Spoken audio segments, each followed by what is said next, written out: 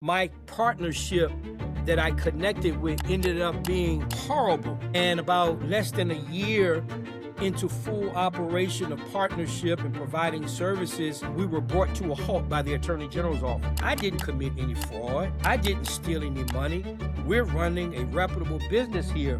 But again, unbeknown to me, those things were going on in the background with the other company. I was faced with so many counts of fraud. Couldn't get a job at KFC, couldn't get a job at Food Line, couldn't get a job at CVS, was unemployable for 7 years. Now, hold on, I have a doctorate in education. And I say that and I stress that to people because people will say, how did you make it? Welcome to Intrepid Storytelling, where the brave, the courageous, the dauntless, and the resolutely fearless share their journeys of hope, grit, and transformation. These are the voices of the valiant, those who dare to rise, to dream, and to tell their truth out loud. Because every story has the power to inspire, and yours just might change the world. I'm your host, Deanna Powell. I'm so excited to introduce Dr. Angelo Reynolds. Dr. Reynolds is a Maryland native who faced numerous challenges throughout his life, overcoming illiteracy and learning difficulties during his school years. Angelo went on to become a successful speaker and life coach, even earning his PhD from American University. And Dr. Reynolds, I am so excited to hear your story today. Would you like to say anything else about, well, you know what, I forgot to even mention, but you are a member of the Elite Speakers Society. Mm-hmm. And Yep. so I know that we'll be able to kind of promote some of your speaking engagements and how to find you at the very end of our podcast episode. But would you like to kind of elaborate on anything that I've done in the introduction, and then we'll get into your story? Yeah, I've had some trials and tribulations like majority of people in life. It's part of life that if you live long enough, you'll experience a whole lot of things. Some things that happen are out of your control. Some things bad things happen to good people, but life itself happens. And so, what happened to me was something that, gosh, man, it was such a dark and looming journey that I literally lost everything that I had worked for. And it took a long time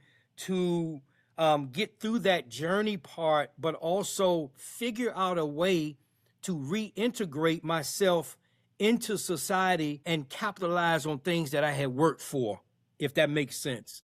Yeah. And the difficulty that came with that, was the addiction of alcoholism. I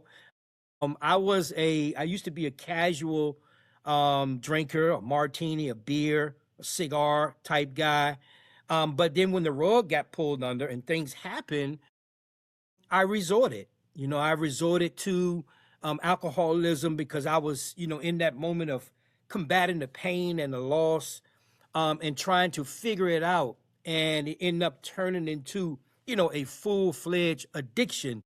And if any of your listeners know anything about the disease of addiction, it's self-destructive behavior, and it's also dangerous, but it has to be treated. Yeah. So, for me, the aspirations and hard work of getting to a level academically to have those things pull from you was not only traumatizing, but also confusing. Because, I'm one of those people, like many people who have worked and appreciate some of the things and your contributions to society. So one of the things before the event happened, or the setback, I should say, I had an outpatient mental health clinic. So for those persons who are listening, may not be familiar with that, my education was in psychology, clinical work, treating people with mental health disorders, children and adolescents with ADHD, psychiatric behaviors, all those things. So I had what they call an outpatient mental health clinic. And that clinic encompassed social workers, psychiatrists, psychologists, counselors, all who worked in a conglomerate way to treat people with mental health disorders. So, like most people, as you grow your business, it grows, you look for opportunities to expand and grow. And that's what I did. Well, Unfortunately, unbeknown to me, my partnership that I connected with ended up being horrible. In other words, the people that I partnered with were committing fraud. And so, unbeknown to me, a year or two before I even partnered with them, they were already committing fraud. So when I came as in a partnership, it continued, right? And about less than a year into full operation of partnership and providing services, we were brought to a halt by the Attorney General's office. And as a result, my license to practice, my ability to serve and work was all taken away, you know? And so we had to shut down, right? So upon being shut down, maybe about 6 or 8 months later, the Attorney General said, listen, we're going to charge you, right? We're going to charge you. You have so many counts of fraud in your company and you're responsible for it, right? So, you got to think at this point now, I'm saying to myself, I didn't commit any fraud. I didn't steal any money. We're running a reputable business here. But again, unbeknown to me, those things were going on in the background with the other company. And when it came to surface, I was dragged right into that unknowingly. And so when the ship fell over there, it fell on me. So, at the end of the day, I was given an ultimatum about the conviction. I was faced with so many counts of fraud. So the government says, listen, if you would take a PBJ, and for your listeners, if you don't know what a PBJ is, it's probation before judgment. And what that means in more succinct terms is we know that you didn't particularly commit the crime, but a crime in your company was committed. So therefore, you're the president, you're the owner, you're going to take the blame for it. And it was something that I didn't want to do. I didn't want to take the blame. I didn't want to take a probation before judgment because I knew that I hadn't stolen any money, hadn't committed any fraud. So the Attorney General, I can visualize it every time I talk about it. It's been over 20 years.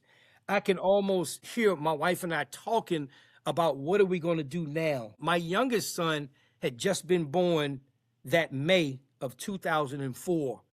Everything dropped in about 6 months. Having a new baby, a business that was going, my wife wasn't working at the time. And so you start to say, where do we go from here? So the Attorney General office says, listen, if you will accept a plea deal, we will offer you in 5 years probation. We will exonerate you, given good behavior in 5 years. You can clear your record. And they said, you don't have to answer now. Think about it. They gave me 2 weeks to make a life-changing decision that changed the course of my life. And so what I want your listeners to hear now, listen to going from being a victim to moving towards how was I going to be victorious in my efforts to reintegrate and work and give back to what I was doing so much. And it was very hard. My wife and I had taken some time and gone down to Florida, spent some days down there. I mean, we cried, we wept, we didn't know what to do. We talked to close friends, family, not really close friends, but family who would advise us, give us some advice. But at the end of the day, we came up with this. My sons were very young then. And one of the things I told my wife was that I didn't want to go to prison and be away from the boys, she and the boys. They were very little. They wouldn't understand that. And I was going to go to prison because they told me, the Attorney General says, listen, we have all these counts against you. We only need one. And with one count, you can get 3 to 10 years for each count. So I'm saying to myself, okay, it's almost like you want to roll the dice. You're scratching your head. But at the end of the day, the Attorney General wanted to know what you were going to do. So we got back to court, my wife and I decided I would take the plea. Just because I said, well, I've never been in any trouble. I can go 5 years on probation. What am I worried about? 5 years is a long time, but I've never been in trouble. First time I've ever been in trouble. That was the first time.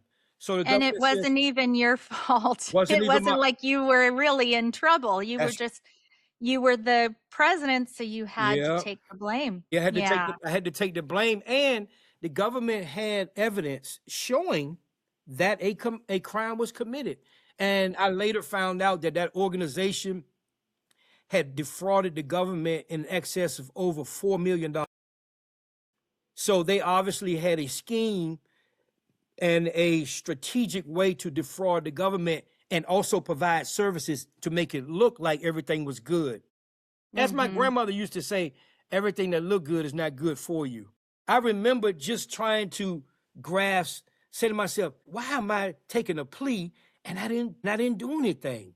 You know, I never stole anything in my entire life. And I said, at age 39, you mean to tell me you're going to take the blame for something that you didn't do and you know you didn't?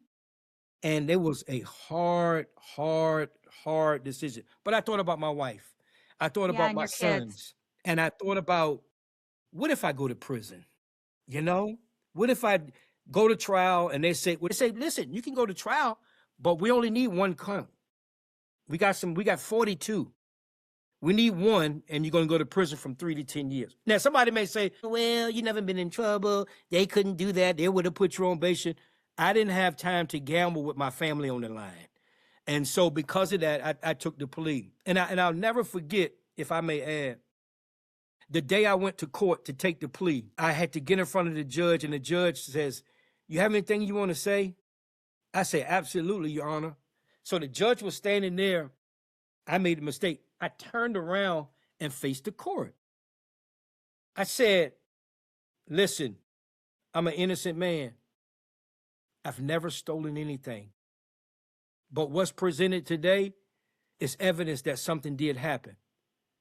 And I still didn't do this. So I turned around and the judge says, I'm the one that's doing the sentencing. You should be looking at me. Yeah. But I had some people there that know me, that I just wanted to, he gave me a moment to explain myself, I just wanted to do that, And so, that was the first part. I took the plea. He gave me 5 years, suspended all but 1 year, and I did a year of house arrest. Now, Thank goodness you were home. at this point, you now are a convicted felon. Once you take that plea and you get the conviction, you're now a convicted felon. So what did being a convicted felon mean? Didn't know, because I've never been one. No work. Couldn't get a job at CVS. Now, hold it. I have a doctorate in education. Couldn't get a job at KFC. Couldn't get a job at Food Line. Was unemployable for 7 years. And I say that and I stress that to people because people will say, how did you make it? And that's for another discussion about how I began to get closer to God and realize that he was working on me in the midst of that storm. But taking that plea, I didn't realize the major repercussions of that was going to follow. Couldn't get a job, lost my license, couldn't work anywhere, and it was a financial strain on the family. So in addition to that, I owed over $200,000 to the state for restitution. And I had to pay for the ankle bracelet, $600 a month with no job. Jeez. So now my wife is faced with a $600 a month bill for my ankle bracelet that's due every 2 weeks. No money coming in from me. Can't get a job. And so everything falls on her. And it just really took a major toll on me. And I began to drink. I couldn't figure it out. I just went into this major depression because here I am on an ankle bracelet and they allowed me to go out like 16 hours a day. So as long as you had to be home at a certain time or that buzzer would go off and the police would come. And I just remember. I know about that ankle bracelet. I've had an ankle bracelet before, so I know. Okay, so but listen, we had the old school, you and I may have had we had the one where it was a landline, the box was in the landline. The people that have GPSs now, it's quite different. Yeah, so okay. So Yeah. You can't even go out your front door. No. I know. I couldn't take the trash out. So I had a log sheet and it was where I was going And where I was, the person had to sign for it, and I had to get it notarized every 2 weeks to turn that in. So I was here, there. But what I started to do, and I want your listeners to listen to this, as I began to start becoming, my creative mind started. See, this is how the mind works. Sometimes if you open up your eyes and ears to creativity and listen to God, you'll realize that he talks to you in ways that you never can imagine. I started selling my books out of the trunk of my car. It was the only way to make a living. So every day, and I wish my son was here. He was about 5 years old then. In the summertime, I started that summer, and I would sell books out of my car. And every day I had a quota to sell 20 books a day, make $200 a day, 7 days a week. Right? Now, that's not a whole lot of money, but what did it do for me? A sense of belonging, right? A sense of ownership, a sense of doing something besides sitting home, drinking and watching TV. And that sort of began the process of not only healing, but this creative thought I had about how do I turn this tragedy into some victory for myself. And I still hadn't figured it out then. You know, it took years to get to a place where I forgave myself, I forgave others, and then I had this redemption piece that I had to prove to myself that this is your past, but it should not dictate your future. You know, now, easier said than done now, then very difficult. So let me throw an insert in. Let me tell you how spirituality works and God works and how he's worked for me. Summer day, outside, selling books in DC, about 90 degrees. Every day I put on a shirt and a tie. I stood out, catch people, almost like I looked like a panhandler, but I had something to offer people. The first book, Overcoming Obstacles, Beating the Odds, right, was my, I don't know if you can call it my memoir, but it was a bio about my beginnings, some of the challenges I had, how I overcame some of them. I sold the book. So one day, watch this, not in a million years could I have orchestrated a vehicle comes by. The vehicle stops and come back. Angelo, yeah, what you doing? What's up? Hey, man, what you doing? Selling my books. He said, selling your books? What you mean? He gets out of the car. Now, I went to graduate school with this guy, so now I'm embarrassed because I'm on the street of D.C. selling my books, right? He said, Angelo, what you doing out here, man? You wrote a book? Yeah. He said, come in my office. Your office? The executive director, listen to this. I couldn't make this up. He was the deputy director for a program called Project Empowerment, who served prisoners who came out of the penal system. Now, is that man? No. So he brought me in his office. We sat down. He said, man, when you write this book? He going through the book all that. He says, what else you doing? I said, nothing. Told him my story, right? Explained to him. He said, I tell you what, man, come over for dinner this evening. Come on, talk, man. Let's get out of this office. Told him everything. Told him I was on house arrest. He said, you want a job? I said, did you hear I'm a convicted felon? He said, we hire convicted felons. That is amazing. I said, get out of here. He said, I want to offer you a job. I said, doing what? He said, I need a facilitator. And facilitators teach the guys come out of Lorton Prison at that time in Virginia. They come for a 3-week life skills training class, right? I teach them. They get job coaching, job training. They get jobs. So I worked there for about a year, a little bit over a year. I was able to pay my house arrest for my ankle bracelet, but I was also feeding my addiction because I still had the drinking problem that I hadn't shaken off then.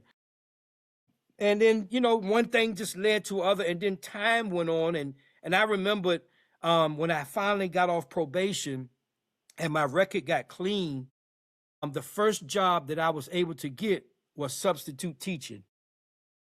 So I'm a teacher. I'm a teacher.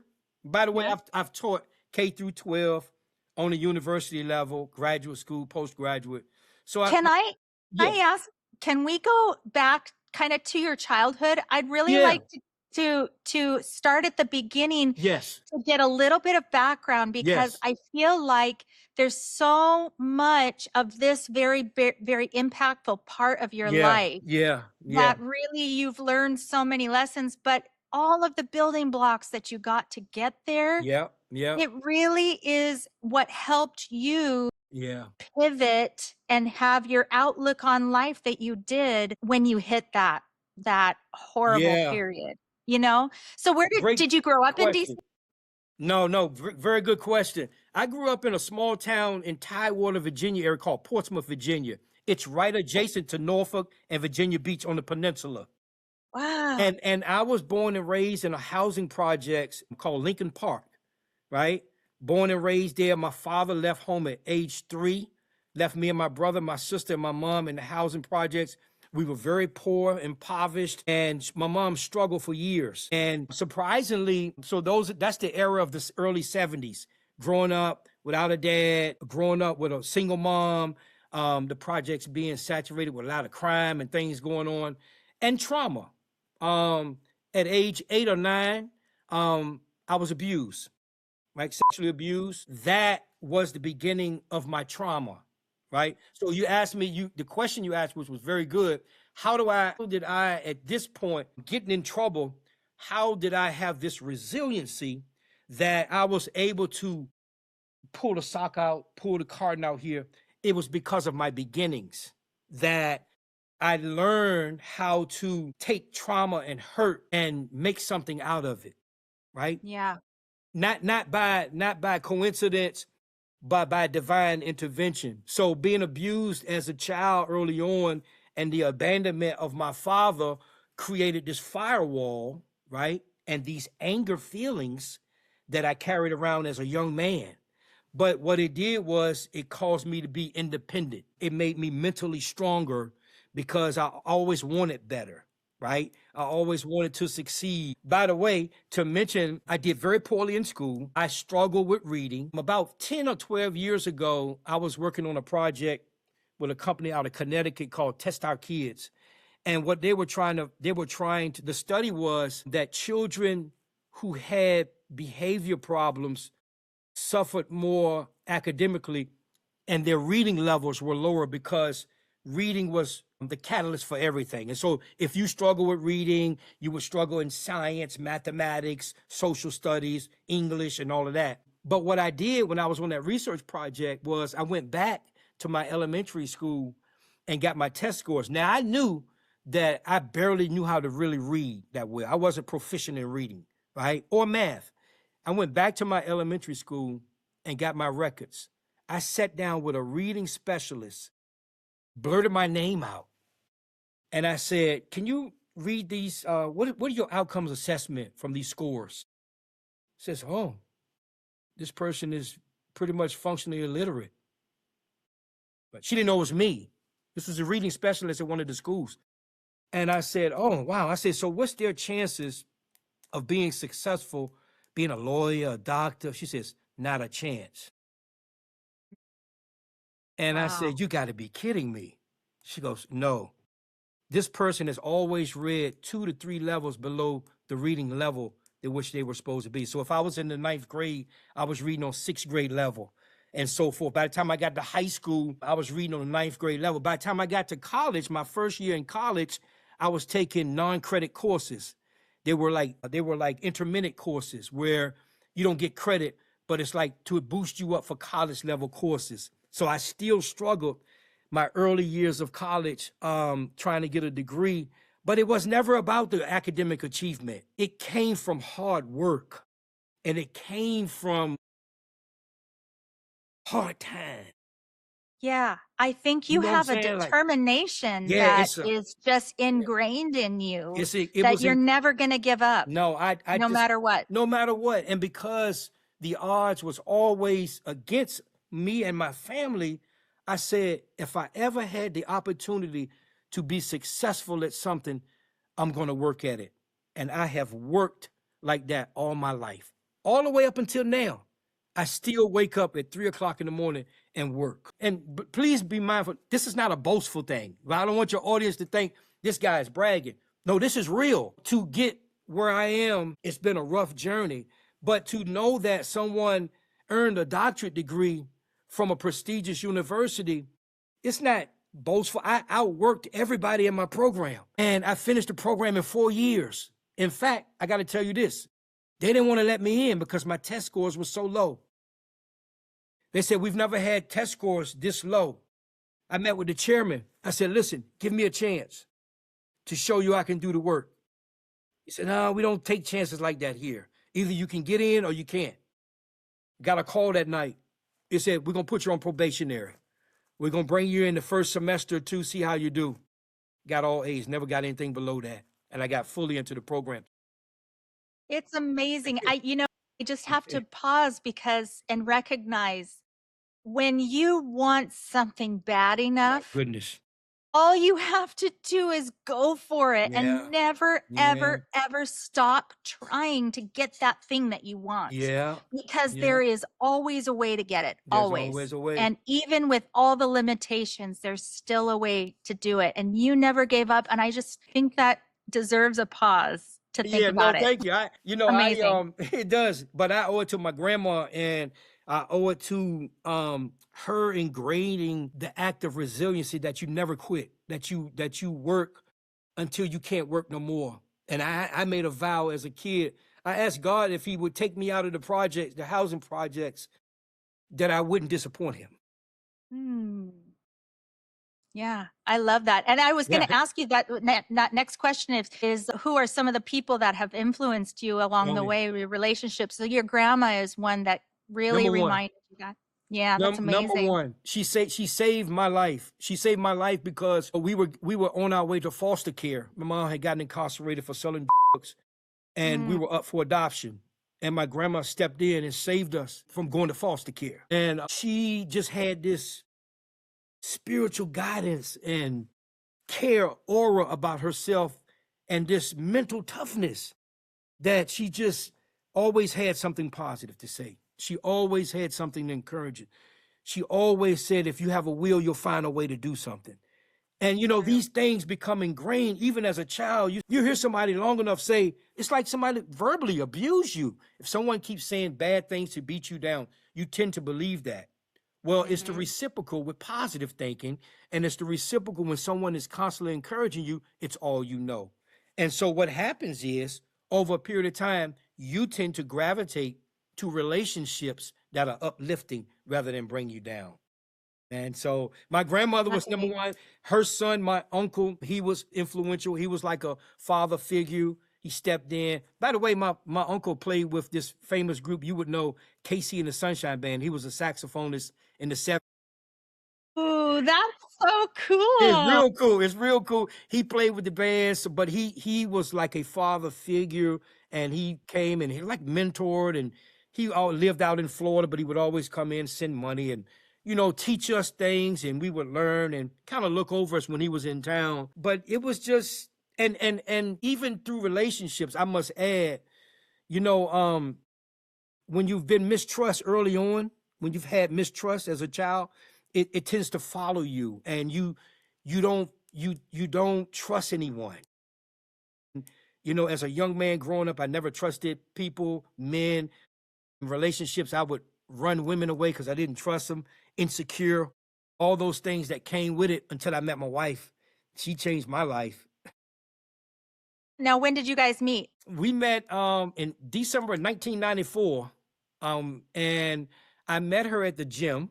I was working out. I was doing bodybuilding then. I was competing in bodybuilding. And we met, and she had just graduated from college, and I was a police officer then. Did I mention I was police, right? No.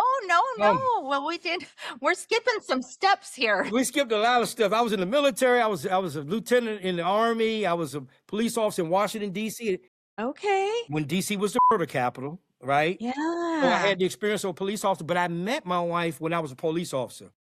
Yeah. Okay. Yeah. Okay. So did you do the military right out of high school? So I was got commissioned as an officer in college, right? Okay. So I got commissioned. I was in ROTC. Okay. And I got commissioned as a second lieutenant. And then I had to go away to officer basic course in Fort Knox. And then now my goal was to be a military general. I had aspirations to be a general. But then at that time, the military had begun to cut back on some branches, some armed forces, and I was combat arms. I don't know if you know about tanks and armored division and stuff like that. So they cut I back. I don't. ended up getting reserve duty, right? That was a Okay. big blower. But at the same time, I was on the police department. I started the police department in 1989 and I left in 1995. In 1993, when I came back from Fort Knox, that was the turning point. I made a shift. So I want people to understand that there are times in your life when a shift is necessary, right? So I've always had a keen interest in helping people, right? So I got interested in psychology. And that's when I said, you know what? The police department is good, but I want to understand why people are committing these crimes. What's going on with their cognitive thoughts? What's making people turn out and do things that sometimes they don't have control over? And I left the police department, went to graduate school, and then further from there is when I started to study not only human care, but some of the rationales for things that we do or that we experience as the human species. Yeah. Okay. Now the pieces come together. Yeah. So But you met your wife while you were still in police yes. before you went to graduate school. Yeah, so I met my wife. Okay. In 19, so I dropped out of college the first time. Okay. I dropped out and got on the police department. I had a Mhm. year left. So what happens, and for your younger listeners, if they're listening, you get to a point in college where, you know, enough is enough. You get tired of that. This college stuff ain't for me. This is baloney. So I left college, had 1 year left, and joined the police department. And after being on the police department about 2 years, I said, you know what? I don't want to make a career out of this. I need to go back and get my degree. So I went back and got my degree. The next year, I met my wife in 1994. And when she met me, she thought, okay, this man is like half crazy because like he doesn't sleep. He studies all the time. He goes to bed. He gets up at 2 or 3 in the morning. He goes to the gym. He stays in the office. He writes. He does it, you know, and it was my level of focus that I had learned from the earlier years and developed that routine of mental resiliency, if that makes sense. And so we just clicked immediately. And we've been together. We've been together ever since. You know, it's just been an amazing. We got married. We started dating in 1994, December. I remember telling my uncle that I was going to marry her. I took her to my aunt's Christmas party and I had proposed to her the next year and we got married in 1997 and been together. That's Got cool. 2 boys. I have a daughter. I had a child when I was on the police department. I'm not with my wife. I've been married before. Okay. Oh, wow. I forget. You're I forgot some of this stuff. just Shoot. okay. No, that's okay because those are significant pieces Yeah. of your story. Yeah. And Yeah. so you have your oldest is a daughter from another marriage? Yes. So I got Okay. married. Yes, I got married at 22 Hmm. and had my daughter was born when I was 23, I think 24. She's now 30, 34 this year, I think coming up. Yeah, she lives in South Carolina, but got married. So let me throw this part in. Remember the want and need and desire to be loved. Yes. Trying to find love, wanted a family, abandoned by your dad, but always wanted a family. Too Yep. young to get married, too young to be in love, but wanted to be loved. And so, Right. not regretful, but shouldn't have got married too young, but had a wonderful daughter, and which we, Listen, I can relate to that because I was married and divorced twice before I was even 30 years old. yeah, okay, all So right. I was looking for love too. Yeah, I get it. I get it. And I mean, you can call them mistakes. They yeah, might not have been the best decisions, but also they yeah. just kind of build It's kind the of beautiful. person that you are. And so Yeah. there's really nothing bad about that, No, not at you know? all. You know, people Yeah. say, oh, somebody's been married 3 times, 4 times. However times till you get it right, until you Yeah. find that person who literally you can share and you can say, I want to live and die with her. You understand Yeah. what I'm saying? That's where I am. And there's nothing Yeah. wrong with No, dreaming and wishing that's and right. hoping and kind of trying to make it work. That's right. That's If right. it didn't work, then it just wasn't right, It just wasn't So right. try again. At least you didn't give up. No, I didn't give up because I still had that desire. And you know what happens to a lot of young men who come from broken homes? They don't have a reference point. So like it's Mm. hard for a young person, male or female, to see themselves maybe in a successful marriage if they've come from a broken home or unsuccessful one parent. It's hard, not impossible, but it's hard. And so sometimes I think a lot of people want the relationship, stability relationship, but they're afraid. Sometimes they don't have the courage. Sometimes trauma and hurt has caused people to not take a step. And I think that happens a lot. We all need love. We all desire to be cared for, and we all want to belong.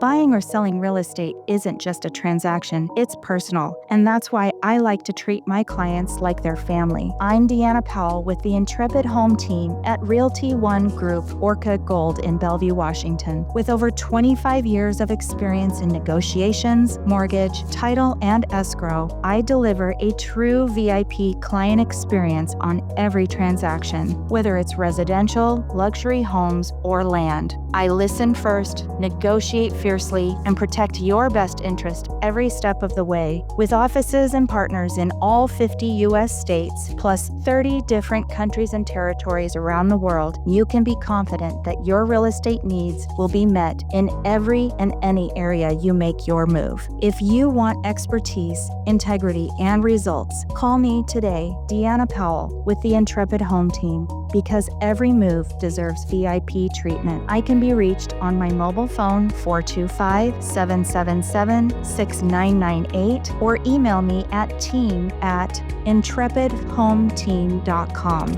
Or you can visit my website www.intrepidhometeam.com. That's spelled INTREPIDHOMETEAM.com.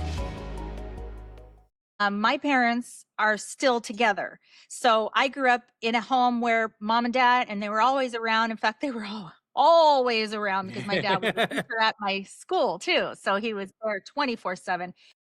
And just because now you make a very good point about not having the example of a good relationship, but even if you're in an example of a good relationship, and then you go out and you think that the first relationship you're in is going to be exactly like your parents, Yep. and it wasn't. Yep. And that heartbreak, Yeah. and Yeah. the kind of a crush of a dream that you had, Yes. I just don't want you to feel like just because you came from a broken home that, That's some right. of those No, I agree. things. I agree. Yeah. Yeah. Because even with the best of scenarios, it still Yeah. gets messed up. You can come from the most affluent Yes. and still children, take turns. Yes. And you know what? Addiction does not discriminate. Not at all. Yeah. Not at all. And it's so like, can I mention what I'm doing now? Yeah. So we moved to Delaware. It'll be a year in 2 weeks from now. And we landed our first, we as in my wife and I, the Transformers Academy, right? Because Okay. we Yeah. provide trauma-informed care. I'm So a good. speaker in the academy. That's what I do. We have a number of services. So we came here, we landed our first contract in the maximum prison, federal prison, right up the street. That's amazing. Why do I keep ending up in these places? What Hey, is you were God built telling for me? this. What is going on here? You were built for this. You know what I'm saying? though. It's like everybody has their purpose, and you everyone have have their. found it. How did That's I end amazing. up the first contract as a contractor with the business, serving again men in the penal system? Some of them have already been sentenced. Some of them are waiting to be sentenced. And so I go over there a couple of days a week and I provide a thinking for a change curriculum, helping them to shape their thinking and get ready for reentry for those that are going to be reentering. I get them sort of mentally ready for the challenges of reentry, if that makes sense. Yeah, it really I love does. it. I In fact, love it. I love it though. I love it too. And there's such a big need for that because probably, I think when there's another guy I'm interviewing in the next week or two, he's going to talk about a little bit of the same thing. He spent most of his life in prison. Yeah. And him transitioning out and reacclimating Reentry. himself to normal life Yeah. has been a journey that he now is helping others who are getting out with the same thing. Anyway, this is in the Seattle area. Yeah. Yeah. And, there's just a real need for it, Yeah. It's a because real, otherwise then people will just keep repeating the same, and because they don't know any better they don't know any or better. they're afraid. They don't know They're any afraid better. to go Also, out. most of the inmates don't think they can do any better. And Yeah. so what's striking is so I'll always start my new class like this. I'll say, hey, my name is Angelo, right? I'm an ex-felon and recovering alcoholic. And they go, so I say, this is my second time in prison. The first time not by choice, second time by choice. And they go. So now I got their attention. Then I get a chance to share what I went through, and it's relatable. And they feel comfortable. We talk, we build trust, and they get inspired because that some of them have dreams and aspirations that they need to hear a story of somebody who was here and went down and came back. That's really what it's about, to encourage people to the I can, instead of the ifs that they've been faced with. Yeah. Yeah. And when they can see somebody else who's done it, Yeah. they Yeah. feel I can do it too. That's right. That's right. That's right. Yeah. So we're here in Definitely. Delaware. So a number of things that, I'm a speaker, I'm an author. I have 3 books. And When all did you write your books? you say when? So the first book, Overcoming Obstacles, Beating the Odds, was in the garage right before I got my conviction. Okay. It's part of my pain. Like, Stephen King, the author, right? The famous author. So people don't know that Stephen King, I read his bio in his books, but Stephen King did most of his prolific writing under the influence of alcohol and cocaine. I did not know that. Yeah. And it blows people away, but he speaks to why he had Cujo, Carrie, all those crazy movies, but he was a prolific writer. And I began to write, and I said, at least talk about how you started, what happened to you as a child, and had no idea that I wanted to do or what was going to happen with me. Things hadn't come down the pipeline. I said, just write about what happened, where you came from, what happened, talk about your father, talk about how you went to school. And I said, maybe somebody can read this and maybe I can do something with this one day.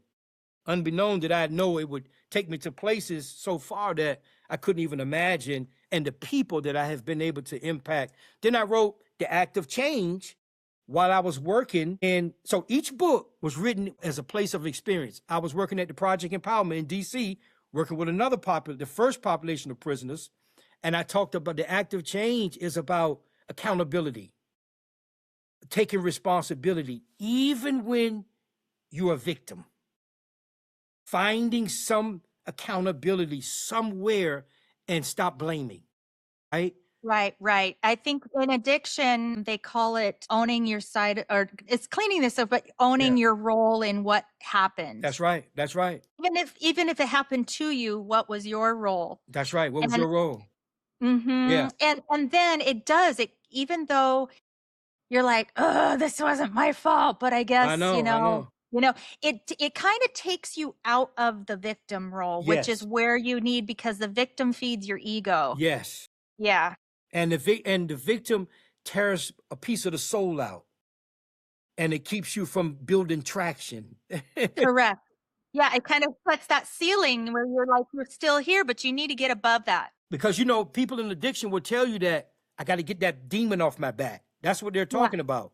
That evil demon that stays on their back, that's keeping their mind stuck in a panel, if you will. Yeah, right. And then the third book, A Transforming You, I was working at an inpatient recovery center where I was providing therapeutic services, group intervention to addicts who were coming in 30-day program. I ran groups, therapy, and so forth like that.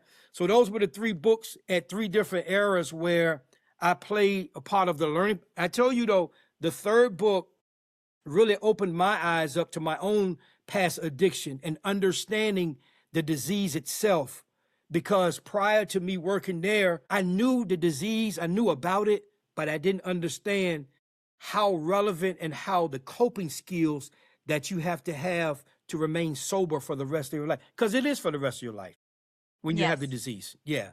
Yes. So I Yes. learned a lot. Every place I've worked, I've learned something from it. I tried to write something about. Oh, Yeah. that's very cool. Yeah. What are the names of your books again? One more time. So the first book is Overcoming Obstacles, Beating the Odds.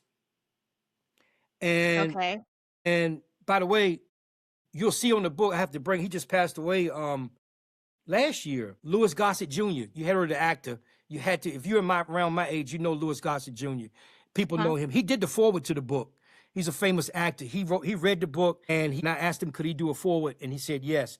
The second book was The Act of Change, right? Okay. Nine changes that you can make to self-sufficient yourself in a direction that's fitting for you, right? Accountability stuff, responsibility, acts of change. And then the third book is A Transforming You, right? Where I talk about you setting this blueprint for your own transformation through areas of relationship, career, health, education, and spirituality, all which I believe at some point, sometimes in sync, we're transforming, because we're always trying to get from one place to the next through transformation. Yeah. So can these be found on Amazon? Yeah. Yeah. Okay. We'll put links to each of those books in the show notes so that people Oh, yeah. can Yeah. Yeah. buy them if they want to. Yeah. Yeah. Yeah, that's amazing. Yeah. When did you start the business of you were going into prisons Yeah. So and then you had an outpatient program? right. So between, I was teaching at university, right? I was Oh, teaching right. psychology courses. I was teaching undergraduate and graduate school. And that's when I had the idea of creating my own outpatient mental health clinic. So I put together a proposal, put together a business plan, submitted it to the state, got approved, got a provider number, started building the business. And I That's left amazing. the university after working there close to 5 years and went out on my own and started the business. Yeah. Okay. Yeah. I love that. Now, when did you get introduced to these people who were committing fraud?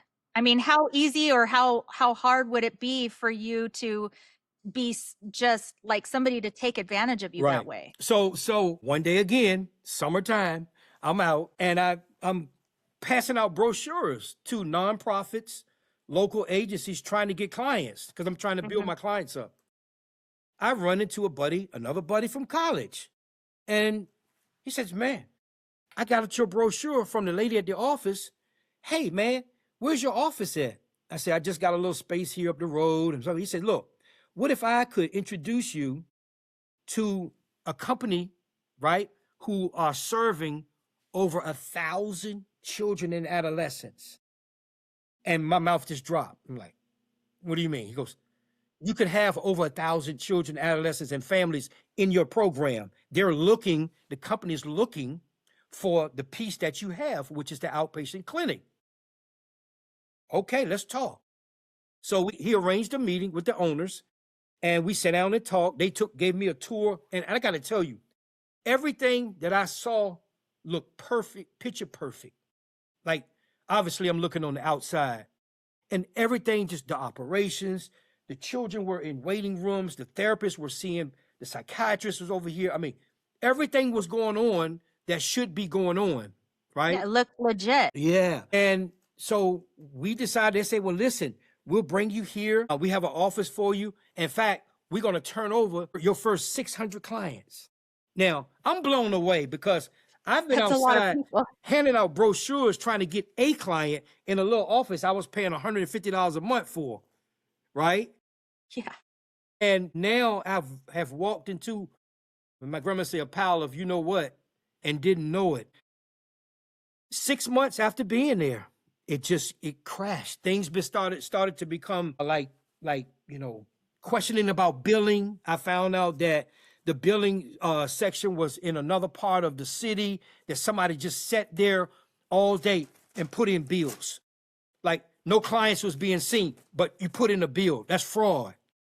Yes. But but was using my provider number. Oh. So as that is being done, crimes are being done. And so with the Attorney General office already watching them, now who's the new company here? Who's that? They putting in X amount of bills. Now I'm under the radar. Man. And then after a couple of months, about a few months, all of a sudden it just came down that, we got this evidence and we shutting you down. If you could have, because now that you know now what you wish you Yeah. knew then, what would have you done differently Yes. to catch them in before you got in trouble? So here's where the accountability part comes in. Because I'm going to tell you what the government told me. Mhm. I sat down with the Attorney General and he said to me, you didn't know, but you should have known. And it took me a while to grasp that because I didn't want to hear that because I was still in denial and didn't steal anything. But what he was saying was, you need to be careful who you lay in bed with, in layman terms. Some things I could have done. I should have checked out was the business in good standing? Were they paying their taxes? What's their quality assurance like? Are they actually providing the services that they're billing for? All those could have been checks and balances that I should have done, that I didn't do. And I tell you, some of it had to be where it happened so fast that 1 minute I got 2 clients over here. Now I got 700. So now I got to go from scrambling to managing.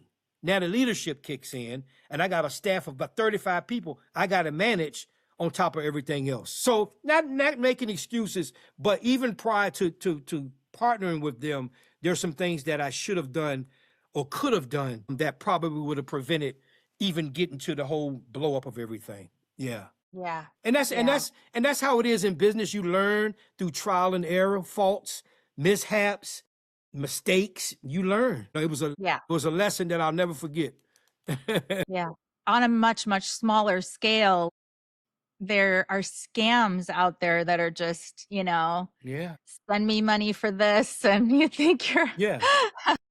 oh Quick man, scams. Quick scams. Yeah. and you kind of go, well, what the heck? Why didn't I see that coming? Yeah. And then you kind of got to look back and go, oh, well, I guess I could have caught it there, but oh well. Yeah.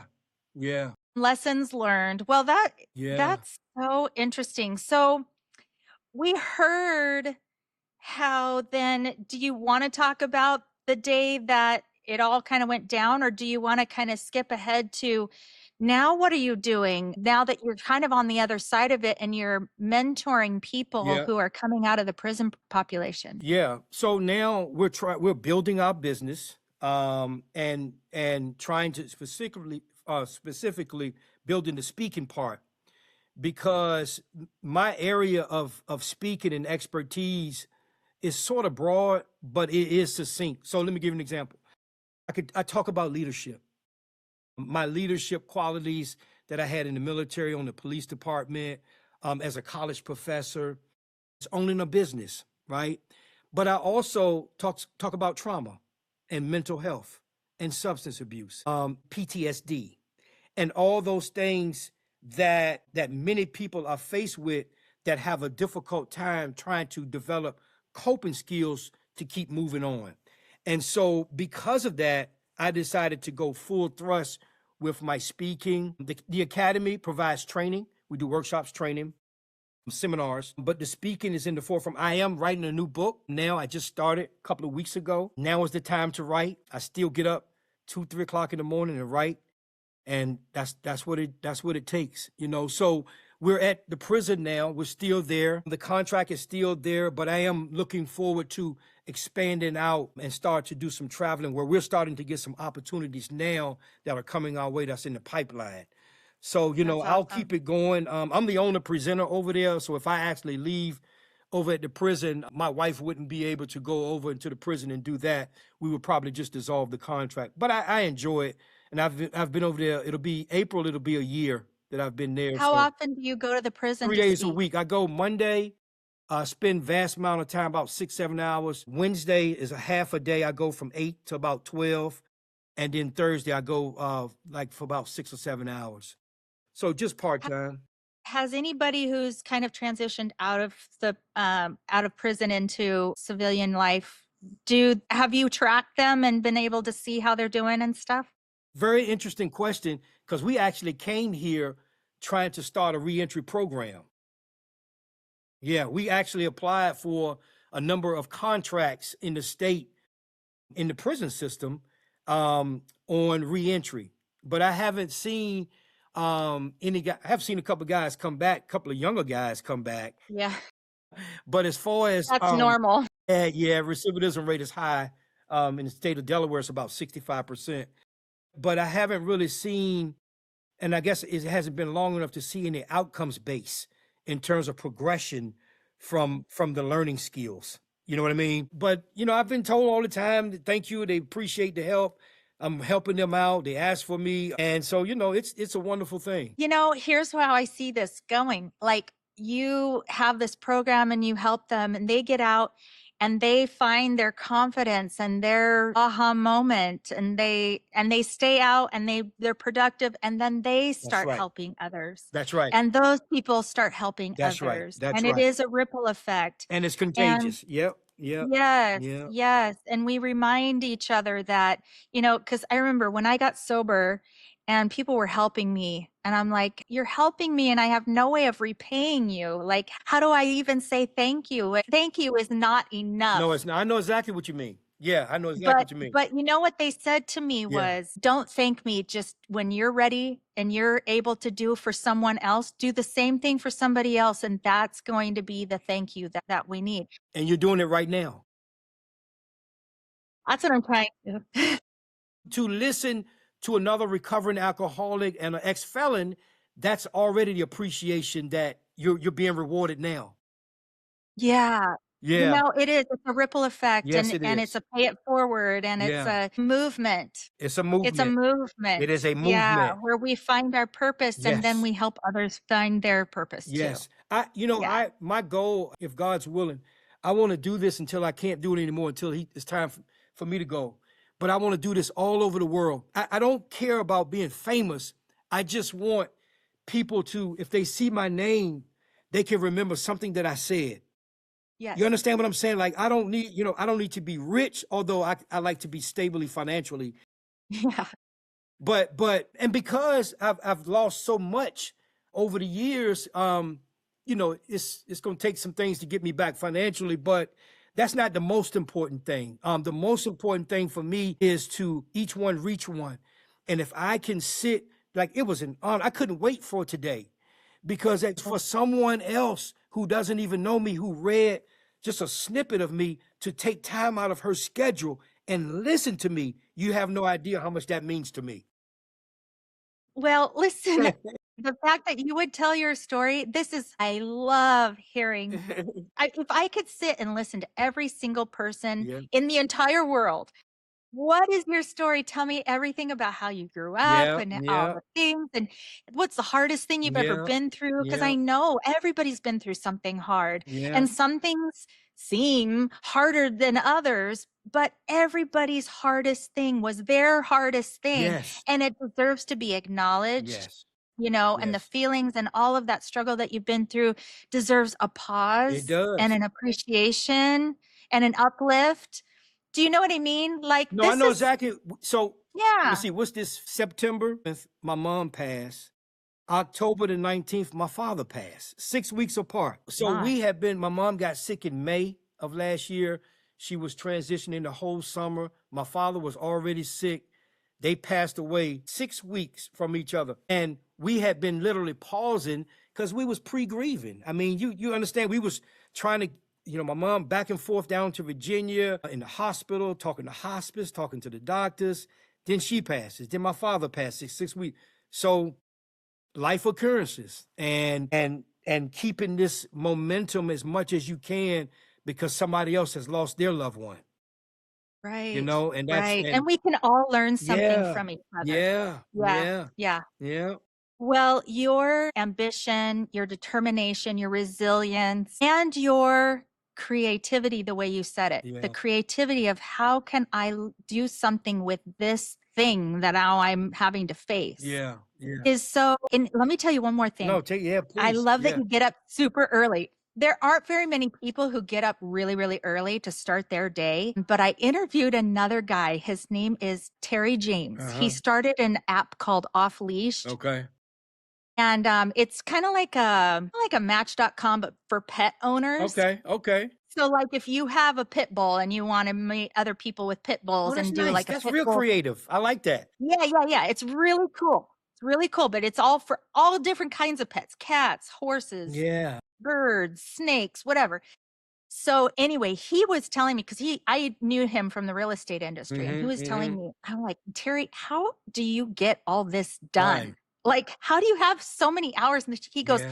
yeah, I get up at 3 or 4 in the Yeah. morning and I start my day before anybody's even up. Yeah. Like people usually start their day at 9 and I Right. start my day at No. 3. No. And I'm like, okay, so that's your secret? That with no Yeah, alarm clock. well, listen, With I'm no waking alarm up that clock. early, but that's because I'm like perimenopausal. I have hot flashes in the middle of the My night. I'm wife, like, she God, I gotta go back." Yeah, I know. It's amazing. And I want to, as we, I don't know if we're wrapping up, but I want to Yeah. tell you, I want to give your listeners something that, see, people think that you have to be, I've never been overly smart. Like, I never considered myself like, how some people are just, they're really smart. Some people, like, they're brilliant. Like, but I outwork the smart guy. Like, Yep. so like, you cannot Feel the same way. Yeah. outwork me. I don't care how smart you are, because you're not getting up at 3. You're not going to the gym for 90 minutes. You're not coming home and meditate and pray, and you're not going to work until you pass out. I know Yeah. that. I love that. Yeah, and you I'm know not what? bragging. It's just who I am. No. It's really who I Well, am. listen, Yeah.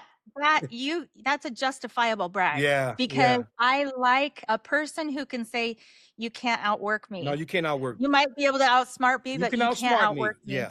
Yeah. Yeah. Yeah. And you don't necessarily, I can't remember who I was talking to about this, but I never went to college. I mean, Yeah. I went to night school for Yeah. some Yeah. classes, but Yeah. I never got a degree. Yeah. No. Yeah. But I'm working in real estate where you don't need a degree, and it's mostly learned as you go. Yeah. And I've had a very successful career. Yeah. So Yeah.